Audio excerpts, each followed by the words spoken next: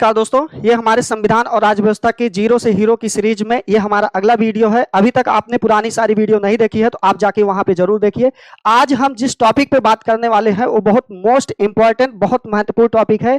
जो हम संविधान, आज आधुनिक संविधान देखते हैं, लेकिन ये आधुनिक संविधान हमारा कैसे बनता है, किस तरीके से बनता है, कितने लोगों ने इसके पीछे अपनी जान गंवाई है, कितने माओ ने अपने बच्चों को खोया है, कितने पत्नियों ने अपने पति को खोया है, और देश के बहुत सारे लोगों ने जान गंवाने के बाद हमारा आधुनिक संविधान बनता है। लेकिन ये हमारा आधुनिक संविधान बना कैसे, और आज हम देखते हैं जिस आधुनिक संविधान में हम अपने अधिकार, स्वतंत्रता, समानता, बंधुत्व की बात करते हैं, इसके पीछे कितने सारी चीजें हमें झेलनी पड़ी। उसके बाद झेलने के बाद हमारा संविधान बनके तैयार होता है।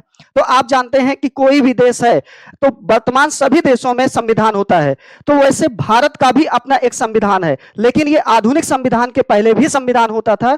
चाहे हम मुगल सत्ता पढ़ें, चाहे दिल्ली डायनेस्टी, चाहे एंशिएंट हिस्ट्री पढ़ें, तो इन सब में भी संविधान था। संविधान का मतलब कोई भी समाज, कोई भी देश, यहां तक कि आपके घर का भी जो नियम कानून चलता है वो एक संविधान, एक नियम कानून से ही चलता है। तो उस टाइप का हमारे देश में जो संविधान है, आधुनिक संविधान बनने से पहले, जैसे मान लीजिए कोई भी मुगल सत्ता इससे पहले थी, राजा को आपका चेहरा समझ में आ रहा है, राजा के सामने पड़े और राजा को नहीं समझ में आ रहा, राजा को छींक आई, तो राजा ने संविधान में लिखवा दिया कि भैया इसको फांसी पे लटकवा दीजिए। ठीक, आपका चेहरा समझ में आ रहा, वो चेहरा आपको देख के अच्छा लग रहा है, तो उसके लिए अलग व्यवस्था। तो ये है पुराने संविधान और नए संविधान में क्या अंतर है। आज जो हमारा आधुनिक संविधान है, वो आधुनिक संविधान हमें यही बताता है कि भैया चाहे कोई भी व्यक्ति हो, किसी भी धर्म, किसी भी मूल, किसी भी वंश, किसी भी जात, लिंग, समुदाय का व्यक्ति है, आधुनिक संविधान में हम वो सारे व्यक्तियों को समान तरीके से अधिकार, स्वतंत्रता, बंधुत्व की बात करते हैं।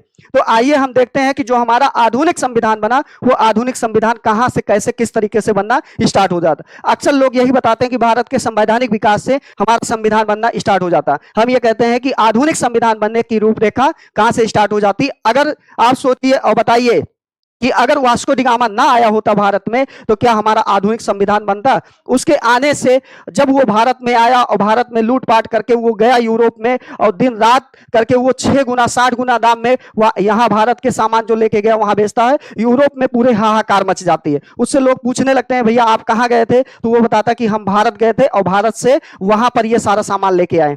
तो इस टाइप का फिर पुर्तगाल को देख के बहुत सारी कंपनियां भारत में आना स्टार्ट हो जाती हैं। चाहे सबसे पहले पुर्तगाल आता है, फिर डच आता है, फिर अंग्रेज आते हैं, फिर डेनिश आते हैं, फिर फ्रांसीसी आते हैं, और इनमें से सब सारे लोग मिलकर फिर क्या करते हैं, आपस में संघर्ष करते हैं। और जो सबसे शक्तिशाली देश या मतलब जो बनता है भारत में, जिसका शासन सत्ता लगभग 200 सालों तक बनी रहती है, वो होता है अंग्रेज। अंग्रेज सारे शक्तियों को हरा के क्या करता है, भारत में अपना नियम कानून सेट करता है, और वही नियम कानून आगे चल के क्या होता है कि हमारे भारत के संवैधानिक विकास के माध्यम से हमारा आधुनिक संविधान बन जाता है। लेकिन उससे पहले की बहुत सारी चीजें हैं जो हमारे विभिन्न परीक्षाओं में यहां से सवाल पूछ लिए जाते हैं, तो वो सारी कहानी हम आपको बताने वाले हैं। तो चलिए हम स्टार्ट करते हैं कि भारत आधुनिक संविधान का इतिहास कहां से स्टार्ट होता है। तो सबसे पहले आप जानिए कि एक व्यक्ति है, पुर्तगाल का निवासी है, वास्को डी गामा।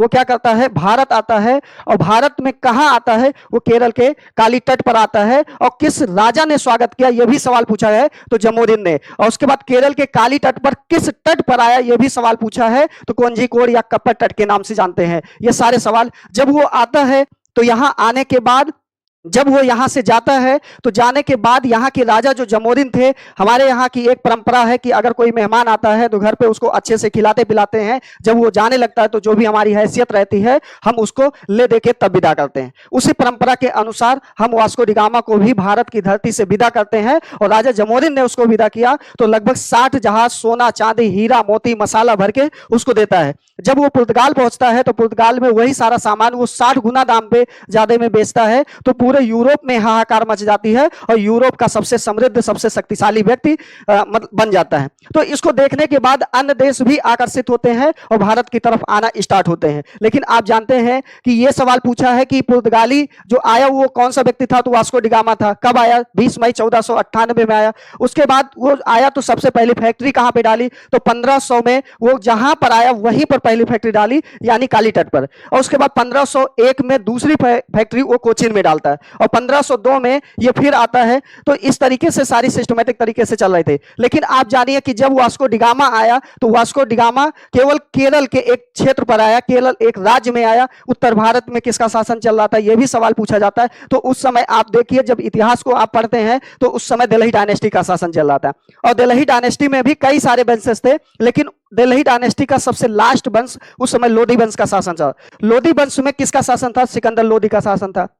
उसके बाद आप देखते हैं कि दिल्ली डायनेस्टी के कमजोर होने के बाद दक्षिण भारत में दो प्रमुख शक्तियां उभरती हैं, जिसे हम ब्राह्मणी साम्राज्य और विजयनगर साम्राज्य के रूप में जानते हैं। यह विजयनगर साम्राज्य का एक वंश था, सालुब वंश। यह भी सवाल पूछा है कि जब वास्को डिगामा आया तो दक्षिण भारत में विजयनगर साम्राज्य के अंतर्गत कौन से एक प्रमुख वंश का शासन चल रहा था, तो आप बताएंगे सालुब वंश का शासन चल रहा था। उसके बाद बंगाल हमेशा के लिए एक बहुत विशेष क्षेत्र रहा है आर्थिक दृष्टि से, तो यह भी पूछा गया है कि बंगाल में उस समय किसका शासन चल रहा था, तो आप बताएंगे बंगाल में अलाउद्दीन हुसैन शाह का जो शाही वंश, जिसे स्वर्ण वंश के नाम से जानते हैं, उसका शासन चल रहा था। और उसके बाद आप देखते हैं कि धीरे धीरे स्थिति बदलती है। तो सबसे पहले 1526 का पानीपत का प्रथम युद्ध होता है, जिसमें आप देखते हैं मुगल सत्ता के बीच और उसके बाद दिल्ली डायनेस्टी इब्राहिम लोधी के बीच क्या होता है, एक युद्ध होता है, जिसमें लोधी वंश समाप्त करके एक नए वंश की स्थापना हो जाती है, जिसे हम मुगल वंश के रूप में जानते हैं। फिर 1556 में एक युद्ध होता है, पानीपत का द्वितीय युद्ध,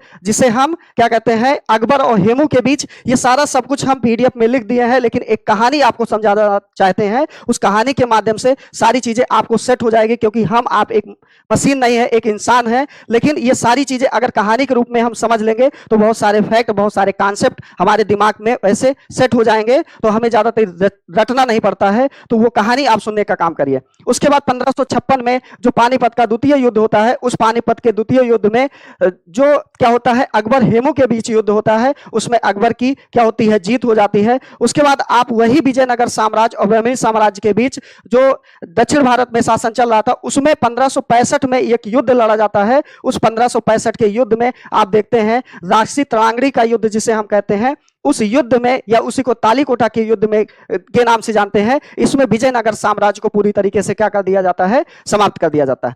उसके बाद आप देखते हैं कि धीरे धीरे ये सारी चीजें चल ही रही थी। फिर हमारे यहाँ एक और कंपनी आती है, जिसको हम डच के नाम से जानते हैं, जो 1602 में आई। लेकिन उससे पहले आप जानते हैं कि जब पूरे यूरोप में चीजें बदल रही थी और पुर्तगाल को देख के और सारी कंपनियां या और सारे देश भारत आने के लिए उत्साहित थे, तो उनमें से सबसे पहला जो काम किया गया था, ब्रिटेन के द्वारा 1599 में एक कंपनी बनाई गई, जिसे हम मर्चेंट एडवेंचर कंपनी के रूप में जानते हैं। इसी का नाम आगे चल के क्या होता है, 31 दिसंबर 1600 में ईस्ट इंडिया कंपनी के नाम से जाना जाता है।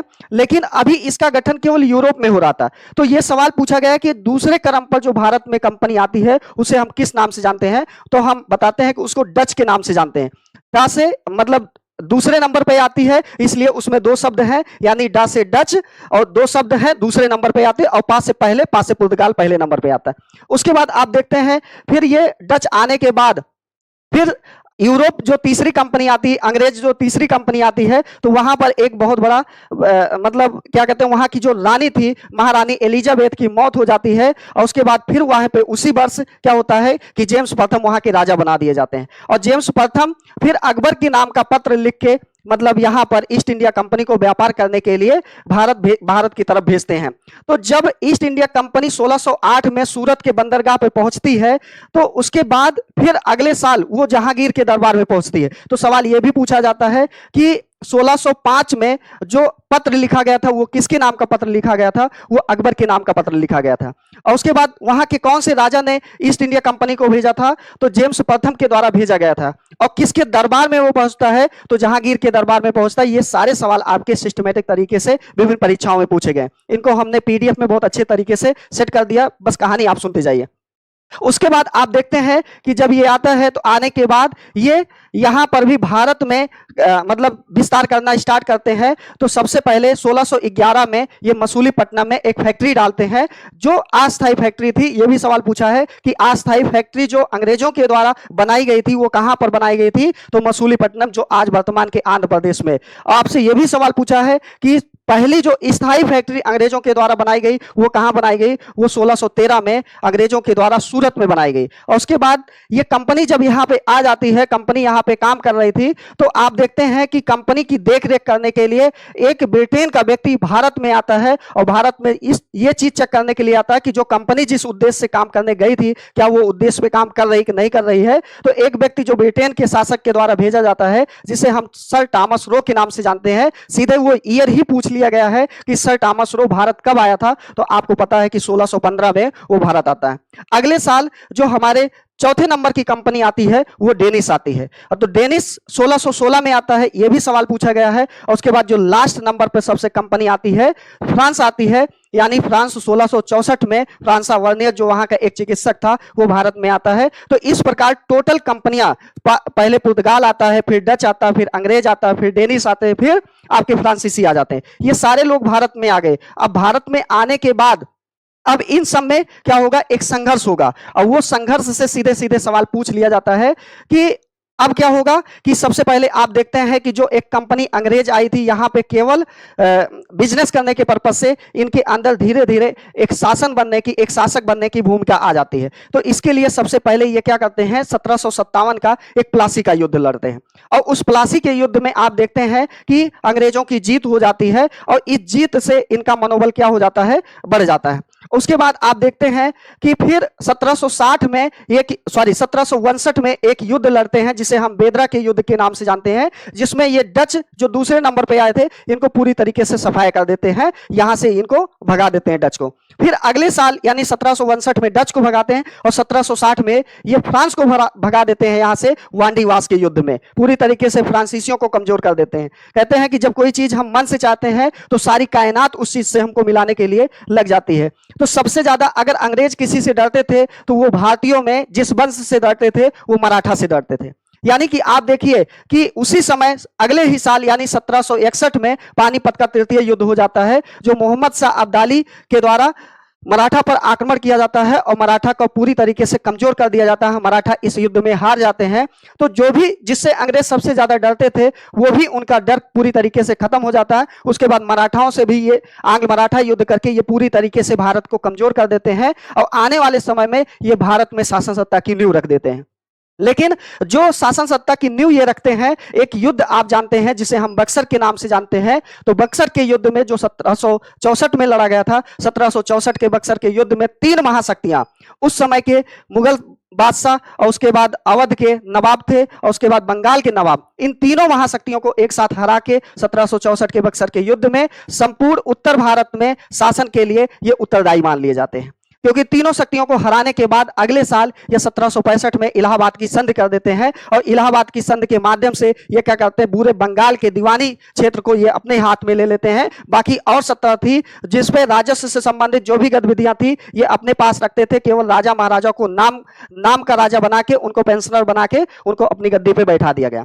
तो धीरे धीरे आप देखते हैं ये सारी चीजें चलती रहती हैं, और अंत में ये सारी चीजें आप देखते हैं 1765 का जो युद्ध होता है, उस 1765 के युद्ध में 1764 के युद्ध में ये तीनों शक्तियों को हराने के बाद इलाहाबाद की संधि हो जाती है, और उस इलाहाबाद की संधि के माध्यम से ये पूरे बंगाल के क्षेत्र में क्या करते हैं? द्वैध शासन लागू करते हैं। अब वो द्वैध शासन आपके रॉबर्ट क्लाइव के द्वारा लगाया जाता है, और उसके बाद उस 5 साल में यानी 1770 तक आते आते बंगाल के अकेले क्षेत्र में लगभग 10 लाख लोग मारे जाते हैं। वो 10 लाख लोगों ने, मतलब जो उस समय लोग बचे थे बंगाल में, वो एक दूसरे का मांस नोच नोच के खाए थे। तो ये बहुत भयावह स्थिति थी। ये बात जब ब्रिटेन तक जाती है तो ब्रिटेन के शासक के द्वारा कंपनी को रेगुलेट करने के लिए एक अन्य व्यक्ति को भेजा जाता है जिसे हम वारेन हेस्टिंग के नाम से जानते हैं। जब वारेन हेस्टिंग भारत आता है तो वहां बंगाल के क्षेत्र में जाके यही पता करता है कि सबसे बड़ी समस्या क्या है। तो बंगाल के निवासी जो भी थे उन्होंने कहा कि माई बाप, ये जो आपके द्वैध शासन का सिस्टम है इसको समाप्त कर दीजिए, ये हमको जीने नहीं दे रहा।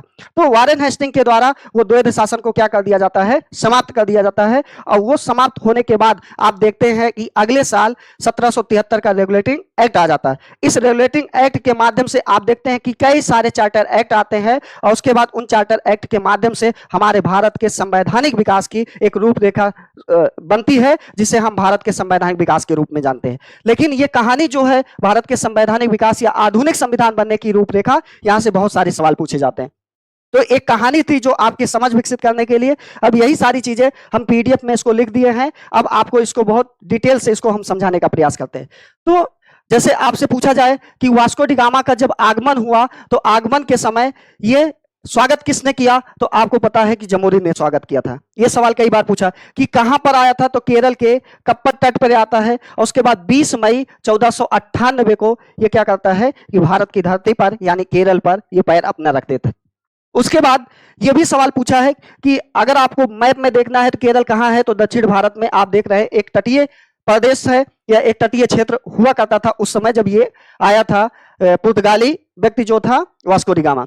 उसके बाद जब ये आया 1498 में, तो आप देख रहे हैं ये संपूर्ण उत्तर भारत में उस समय किसका शासन चल रहा था, तो आप बताएंगे उत्तर भारत में दिल्ही डायनेस्टी का शासन चल रहा था। किस एक प्रमुख वंश का शासन था, तो दिल्ही डायनेस्टी का शासन था। और दिल्ही डायनेस्टी में भी कई सारे वंश थे, तो जिसे हम कौन से वंश के नाम से जानते हैं कि लोधी वंश का शासन था। और लोधी वंश में किस राजा का शासन चल रहा था, तो आपको पता है कि सिकंदर लोधी का शासन चल रहा था। और दक्षिण भारत में जो प्रमुख दो वंश थे यानी ब्राह्मणी साम्राज्य और विजयनगर साम्राज्य, और इनमें से किस प्रमुख वंश का शासन चल रहा था, तो देखिए ये हम सन वाइज लिख दिए हैं। तो आपको दिख रहा होगा कि सालू वंश जो है 1485 से लेकर 1505 तक जो शासन रहा है, इन्हीं शासन के बीच में वास्को डी गामा भारत की धरती पर आता है। तो यह भी सवाल आपसे पूछा है।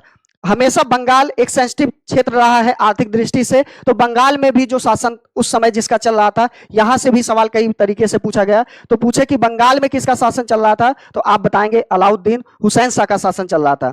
और वो कौन से वंश का राजा था, तो आप बताएंगे वो शाही वंश या स्वर्ण वंश का राजा था। तो इस तरीके से फिर अगला हम देखते हैं कि वही कहानी जो आपको बताए, ये भारत के आधुनिक संविधान की जो रूपरेखा है कि 20 मई 1498 को क्या होता है, वास्को डी गामा भारत की धरती पर आ जाता है।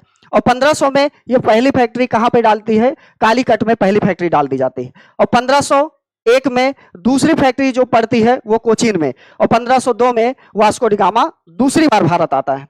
और उसके बाद फिर 1526 में पानीपत का युद्ध होता है। और पानीपत का कौन सा प्रथम युद्ध, जो किसके किसके बीच, इब्राहिम लोदी और बाबर के बीच होता है। यही युद्ध था जो क्या करता है कि संपूर्ण दिल्ही डायनेस्टी के वंश को समाप्त कर एक नए वंश का शासन हो जाता है, जिसे हम मुगल वंश के नाम से जानते हैं। मुगल वंश का शासन यहां से आपका स्टार्ट हो जाता है। फिर आप देखते हैं 1556 में पानीपत का द्वितीय युद्ध होता है। यह भी युद्ध किसके किसके बीच, अकबर और हेमू के बीच हुआ था। यह भी सवाल आपकी परीक्षा में पूछा गया।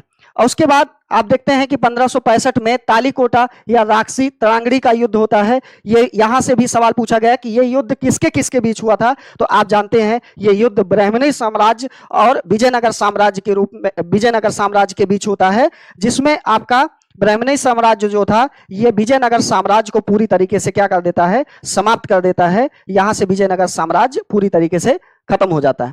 आगे फिर हम देखते हैं कि 1599 में क्या होता है, एक कंपनी बनती है। क्योंकि जब पुर्तगाल आता है और पुर्तगाल का वास्को डी गामा आता है, तो वास्को डी गामा यहाँ पे जब जाता है यूरोप में, तो पूरे यूरोप में हलचल मचा देता है।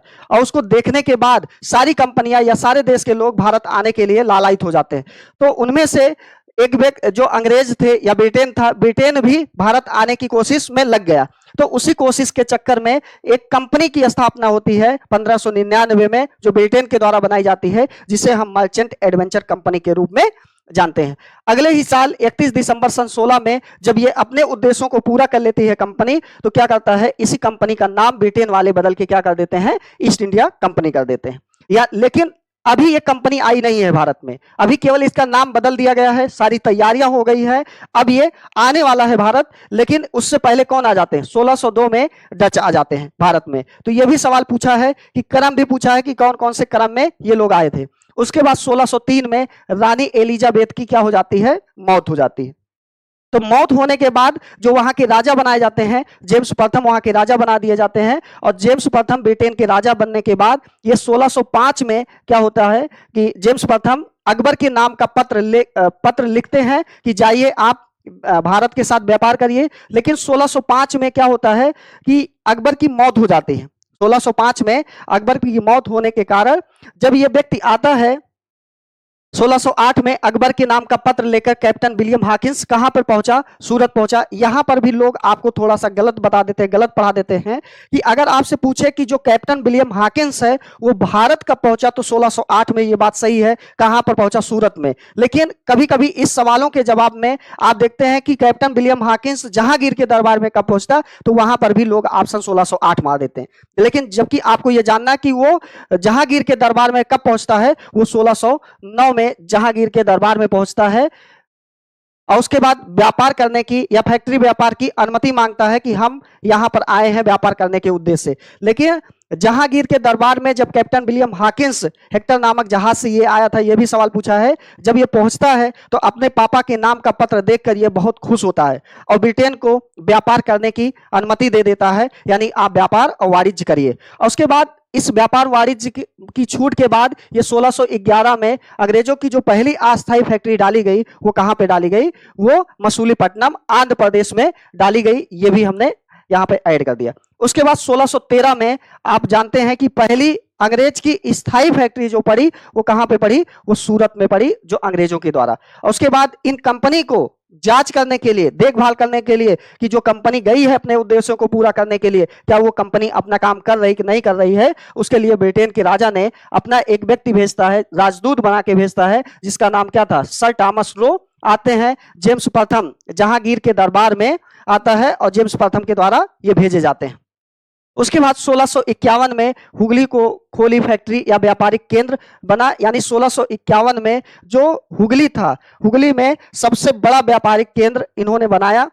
उसके बाद आप जानते हैं 1661 में चार्ल्स द्वितीय का विवाह पुर्तगाल की रानी कैथरीन के साथ विवाह हो जाता है और मुंबई दहेज में दिया जाता है। यानी मतलब क्या है इसका कि जो आप देखते हैं कि अंग्रेज और उसके बाद जो अन्य कंपनियां थी, अंग्रेजों के बीच सारे लोगों का युद्ध हुआ, लेकिन पुर्तगाल इतना ज्यादा समझदार थे या इतना ज्यादा बुद्धिमान थे, वो समझ गए कि हम ब्रिटेन वालों से लड़ के तो जीत नहीं सकते हैं, क्योंकि वो जान गया था कि डच जब बाहर हो सकते हैं आने वाले समय में, और उसके बाद ये भी वांडीवास के युद्ध में फ्रांसीसी जब हारने वाले हैं, तो ये समझ गया कि इनके साथ हाथ मिलाना ही बेहतर है। तो हाथ मिलाने के लिए इन्होंने ब्रिटेन के साथ क्या करा कि वैवाहिक संबंध स्थापित कर लिए। तो पुर्तगाल क्या करते हैं? पुर्तगाल वाले ब्रिटेन के साथ वैवाहिक संबंध स्थापित करते हैं। तो वैवाहिक संबंध में पुर्तगाल की जो रानी थी जिसका नाम कैथरीन था, और उसके बाद ब्रिटेन के राजा उस समय जो थे चार्ल्स द्वितीय के साथ, इन दोनों का विवाह करा दिया जाता है। और विवाह कराने के बाद भारत का जो आज वर्तमान का मुंबई क्षेत्र या महाराष्ट्र का क्षेत्र है,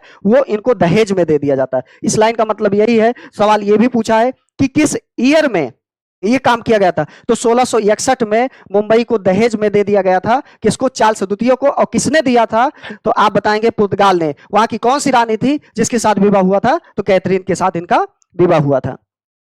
तो इस तरीके से फिर आगे क्या होता है? 1700 में कोलकाता में ईस्ट इंडिया कंपनी की पहली प्रेसिडेंसी नगर घोषित किया जाता है। आप जानते हैं कि ये जो अपना शासन सत्ता कर रहे थे, ये प्रेसिडेंसियों के माध्यम से कर रहे थे। तो उसमें से जो पहली प्रेसिडेंसी कोलकाता बनती है, वो सन 1700 में बनाई जाती है। उसके बाद आप देखते हैं बंबई प्रेसिडेंसी, उसके बाद मद्रास प्रेसिडेंसी भी बाद में बनाई जाती है। और 1707 में क्या हो जाता है? औरंगजेब की मौत हो जाती है। और 1717 में क्या होता है? फारूक सियर के द्वारा एक शाही फरमान जारी किए जाते हैं। यहां से भी सवाल पूछा गया है कि शाही फरमान जो जारी किए गए थे वो किस ईयर में जारी किए गए थे? तो 1717 में जारी किए गए थे। किसके द्वारा जारी किए गए थे? तो फारूक सियर के द्वारा कंपनी के लिए एक शाही फरमान जारी किया गया था। और यह शाही फरमान नाम मात्र का शुल्क लेके कंपनी को यहां पर व्यापार वाणिज्य करने की छूट देता था।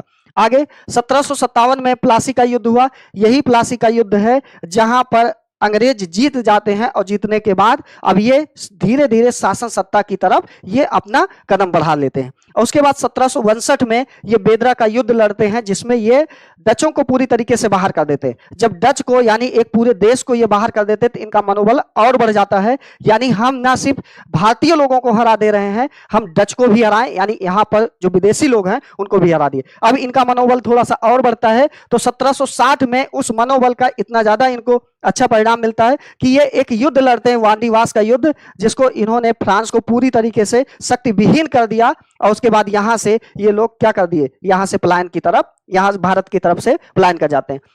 अब देखिए सारी चीजें इनके फेवर में हो रही है, क्योंकि मन से ये चाह रहे हैं कि हमको क्या करना है, हमको शासन सत्ता यहां पर भारत में बसाना है। तो इसी चक्कर में ये क्या करते हैं, 1761 में उसी समय जो ब्रिटेन के पक्ष में बात हुई वो पानीपत का तृतीय युद्ध कर देता है। पानीपत के तृतीय युद्ध में मोहम्मद शाह अब्दाली जो था वो आता है और मराठा के ऊपर क्या कर देता है, आक्रमण कर देता है, और मराठा पूरी तरीके से हार जाते हैं इस युद्ध में, पानीपत के तृतीय युद्ध में। और यही युद्ध था कि जिसमें अंग्रेज सबसे ज्यादा डरते थे, सबसे ज्यादा ध्यान लगाए बैठे थे कि काश मराठा हार जाते, काश मराठा हार जाते, तो जिससे हम भारत में व्यापार और सारे शासन सत्ता को हम और अच्छे से बढ़ा सकते थे। तो 1761 में क्या होता है कि आप मराठा की हार हो जाती है, जिसमें मराठा हारते हैं और मोहम्मद शाह अब्दाली जो था वो क्या होता है, वो जीत जाता है। आगे फिर क्या होता है, यही 1764 का बक्सर का युद्ध है। इस बक्सर के युद्ध में 3 महाशक्तियां एक साथ लड़ती हैं। आप जानते हैं वो 3 महाशक्तियां कौन थी, एक मुगल्स थे और एक अवध के नवाब थे और तीसरा आपके बंगाल के नवाब थे। मुगल की तरफ से शाह आलम द्वितीय लड़ रहे थे, इसमें शुजाउद्दौला लड़ रहा था। यहां पर लोगों को अक्सर कंफ्यूजन होती है, जब 1757 का प्लासी का युद्ध होता है तो प्लासी के युद्ध में सिराजुद्दौला लड़ा था, जबकि अवध का जो 1764 में जो अवध पार्टिसिपेट कर रहा था उस युद्ध में, बक्सर के युद्ध में, उसमें शुजाउद्दौला था और उसके बाद बंगाल की तरफ से मीर कासिम था। तो ये 3 लोग लड़के क्या करते हैं, अंग्रेजों के खिलाफ लड़ते हैं, लेकिन इन तीनों शक्तियों को हरा देता है अंग्रेज अकेले ही। और यहां पर 1764 के बक्सर के युद्ध में हारने के बाद यह कन्फर्म हो गया था कि जो ईस्ट इंडिया कंपनी एक व्यापार करने के मकसद से आए थे, अब वो भारत में शासन के लिए पूरी तरीके से अपना मूड बना लिए हैं, या आने वाले समय में शासन सत्ता अगर किसी का होगा तो ना तो वो मुगल का होगा, ना तो वो अवध का होगा, ना तो वो बंगाल के नवाब का होगा। अब शासन सत्ता किसके हाथों में चली जाएगी, वो अंग्रेजों के हाथों में चली जाएगी। और उसके बाद आप देखते हैं कि अंग्रेजों की तरफ से हेक्टर मुनरो, बंसी टार्ट, बंगाल के जो गवर्नर थे, उनके नेतृत्व में ये जो आपका युद्ध हुआ है 1764 का बक्सर का युद्ध, ये भी पूछा है कि कौन था सेनापति, तो हेक्टर मुनरो। उस समय के गवर्नर कौन थे, तो बंसी टार्ट क्या थे, बंगाल के गवर्नर थे। और उसके बाद फिर ये युद्ध हारने के बाद 1765 में क्या होता है, इलाहाबाद की संधि हो जाती है, और इसी इलाहाबाद की संधि में द्वैध शासन क्या हो जाता है, स्टार्ट हो जाता है। और द्वैध शासन स्टार्ट होने के बाद आप देखते हैं कि 5 सालों में इतना भयंकर अकाल पड़ता है, लगभग बंगाल के अकेले क्षेत्र में 10 लाख लोग मारे जाते हैं। उसके बाद आप देखते हैं 1772 में वारेन हेस्टिंग आता है, और जब पूछता है कि सबसे ज्यादा समस्या किस बात की है, तो लोग यही बताते हैं भैया ये द्वैध शासन को आप समाप्त कर दीजिए। तो द्वैध शासन को क्या कर दिया जाता है, यहां पर समाप्त कर दिया जाता है। और समाप्त होने के बाद फिर यहीं से स्टार्ट हो जाता है भारत में पूरी तरीके से भारत के संवैधानिक विकास की रूपरेखा स्टार्ट हो जाती है, जो कई सारे चार्टर एक्ट के माध्यम से, चाहे हम 1773 का रेगुलेटिंग एक्ट देखें, चाहे 1784 का पिट्स इंडिया एक्ट देखें, चाहे 1793 का चार्टर एक्ट देखें, चाहे 1813 का देखें, 1833 का देखें, 1853 का देखें। उसके बाद आप देखते हैं कि यहाँ पर कंपनी का शासन 1857 की क्रांति के बाद समाप्त हो जाता है, और उसके बाद 1858 में सीधे सीधे ब्रिटिश क्राउन के हाथों में यहाँ का नियंत्रण चला जाता है। उसके बाद आप देखते हैं कि इसके तहत भी जब ब्रिटिश क्राउन के अंतर्गत बहुत सारे एक्ट बन के आते हैं, चाहे 1858 का एक्ट हो, चाहे 1861 का हो, चाहे 1892 का हो, चाहे 1909 का हो, चाहे 1919 का हो, चाहे 1935 का हो। फिर आप देखते हैं भारतीय स्वतंत्रता अधिनियम 1947 के पारित होने के बाद हमारे भारत को स्वतंत्रता मिल जाती है। तो ये सारी चीजें हम पढ़ने वाले हैं भारत के संवैधानिक विकास में। लेकिन उससे पहले की जो रूपरेखा है, हमारा आपका मकसद क्या है कि सारे टॉपिक को एक दूसरे से अटैच करके बताना, समझाना, और मकसद क्या है कि आपको चीजें समझ में आए और आपकी परीक्षा में आने वाले ज्यादातर सवालों को हम क्या कर पाए, डील कर पाए। तो इससे संबंधित बहुत सारे सवाल भी हम लेके आए हैं, लेकिन इसको हम आने वाली वीडियो में देखने वाले हैं। तो अभी तक आपने जो भी थ्योरी पढ़ा है उस थ्योरी का लाभ आपको तभी होगा जब आप इन सारे सवालों को आप डील करेंगे। तो बहुत अच्छे अच्छे सवाल हैं जो आपके विभिन्न परीक्षाओं में हम ये सवाल उठाए हैं, और उसके बाद इनको हम कराने वाले हैं अपने नेक्स्ट वीडियो में। तो आप थ्योरी वाला सेशन देखने के बाद आप ये वाला पार्ट जरूर देखिएगा। तो मिलते हैं अपने अगली वीडियो में, तब तक के लिए जय हिंद।